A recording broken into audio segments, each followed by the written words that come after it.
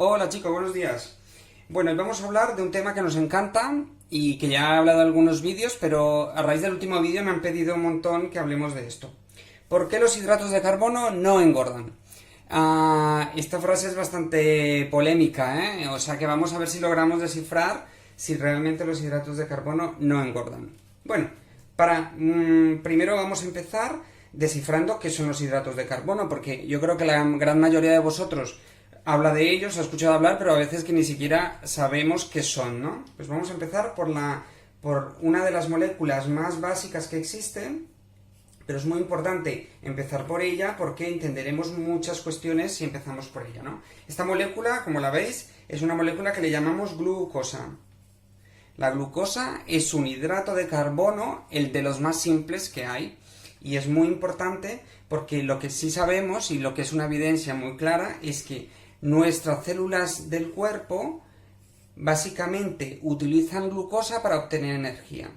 Esta energía la denominamos ATP, pero al final es energía. Es verdad que la célula puede utilizar otras fuentes de energía, como la grasa, pero la glucosa es una de las fuentes de energía primarias y más importantes que utiliza la célula. Pero bueno, pues así como la glucosa, existen otras moléculas más o menos parecidas, con algunas diferencias, pero pues que también nos llevarán a la misma conclusión, ¿no? Hay una que se llama fructosa, que todos lo habéis escuchado mucho, es un azúcar el más importante de las frutas. Y luego tenemos otra molécula muy importante, que es de las que está más abundante, por ejemplo en la leche, y a esta le llamaremos galactosa. ¿Vale? Esta está presente en la leche. La glucosa está presente en muchísimos alimentos que tienen hidratos de carbono. Pues bien, entonces, hidratos de carbono, de los más simples tenemos a estos. Estos, con que son hidratos de carbono simples porque están solitos, les denominamos monosacáridos. ¿Por qué mono? Porque son unos solitos. ¿Vale? Son muy importantes desde el punto de vista biológico, porque entre ellos y en las plantas, sobre todo, se pueden generar reacciones que los unen. Por ejemplo, si químicamente se une una glucosa con una fructosa, obtenemos la sacarosa. La sacarosa, más conocida como azúcar de mesa,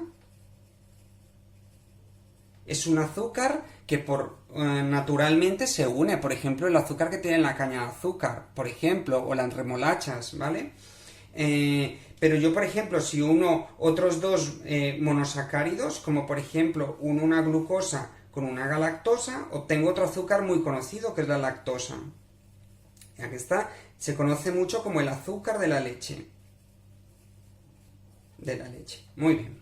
Bueno, pues esta unión entre monosacáridos, con esta unión obtenemos moléculas un poquito más complejas que les llamamos disacáridos. El disacárido porque tiene dos, ¿vale? Y hay uno de los disacáridos más importantes, pero que se habla poco, es cuando unimos dos glucosas en sí. Lo voy a dibujar un poquito diferente porque me será más fácil, pero los disacáridos, dos glucosas unidas, se llama maltosa. Seguramente la habéis escuchado menos, pero es muy importante. ¿Por qué es tan importante? Porque esta unión de dos glucosas pueden seguirse formando muchas uniones de muchas glucosas. Y a estas uniones se forman cadenas interminables de glucosa. A estas cadenas tan largas les denominamos polisacáridos. Los polisacáridos son muy importantes porque son cadenas que se originan en las plantas, en diferentes plantas, que generan cadenas muy largas. Bueno, pues estas plantas que los generan, pues por ejemplo son los cereales, como el arroz, el trigo, por ejemplo, o el maíz, ¿vale? También lo encontramos en los tubérculos, por ejemplo la patata, la yuca, o por ejemplo en las legumbres, ¿vale? O, por ejemplo, en los vegetales, en las verduras, se unen estas cadenas más largas. Dependiendo del alimento, pues tendrá más o menos cantidad. Por ejemplo, los vegetales tienen menos cantidad de estas cadenas tan largas.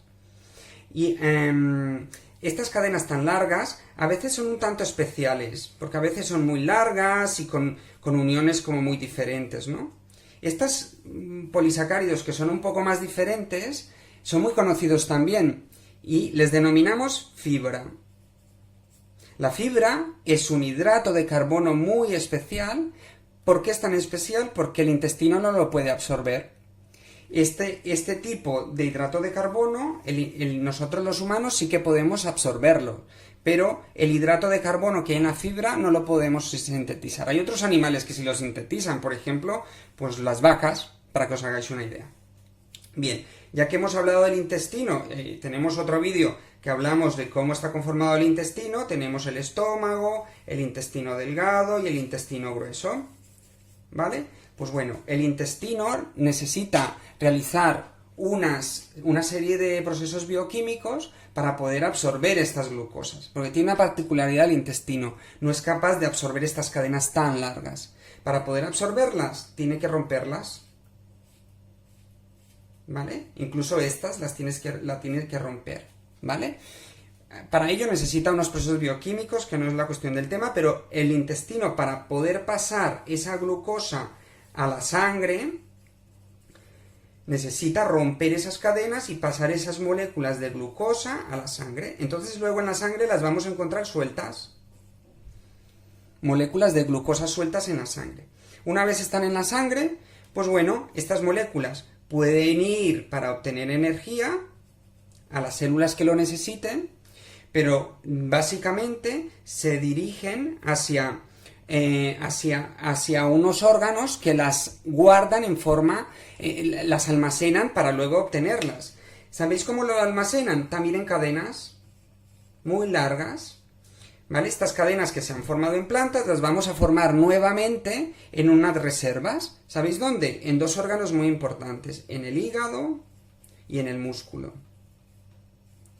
Estas cadenas se forman para guardarlas allí y ser utilizadas nuevamente por cuando se necesita energía. Estas cadenas tan largas, ya en nuestros músculos o en los órganos, les denominamos glucógeno, ¿vale? Entonces, aquellas glucosas que hemos absorbido, que venía de los alimentos, han ido en forma de energía, en forma de glucógeno, y si hay un exceso y hemos comido muchísimo, pues las podemos transformar en forma de grasa, y es cuando aparece el aumento de peso. Pero como podéis ver, el hidrato de carbono por sí solo no engorda.